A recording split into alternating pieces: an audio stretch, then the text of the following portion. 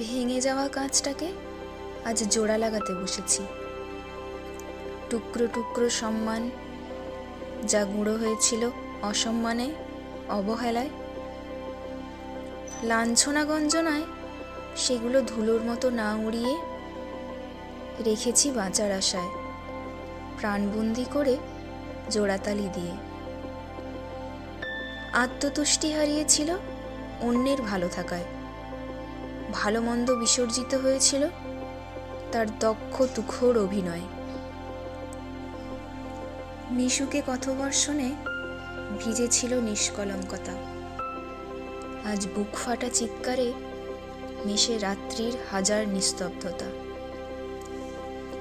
স্বরব্যঞ্জনায় অবহেলিত আকাঙ্ক্ষা, দুমড়ে মুচড়ে যায় প্রত্যাশা, প্রতিশ্রুতির তামাক ওড়ে দামি সিগারেটের ধোঁয়ায়।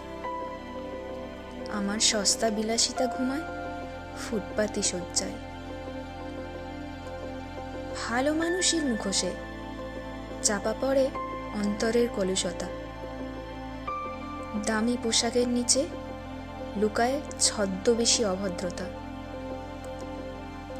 নীরবতার উপহার ছিল মূল্যহীনের উপসংহার, নিজেকে ভুল উপস্থাপন ছিল ইচ্ছাকৃত পরোক্ষ অপমানের শিকার। চরম বিপদের সময় বাড়ানো হাত দূরে সরায় অস্বীকারের অজুহাত। ধৈর্য, শালীনতা, সংযম ছিল শিক্ষায়, তার ভ্রান্ত ধারণা পর্যবসিত হয়েছিল দুর্বলতায়। স্বল্প সময়ে বেশি চেনা মানুষটা নিতান্তই ছোট উপকারে আসা মাত্র। দূরত্বের প্রাচীরে ব্যবধানকারী মৌখিক প্রশংসার যোগ্য মাত্র।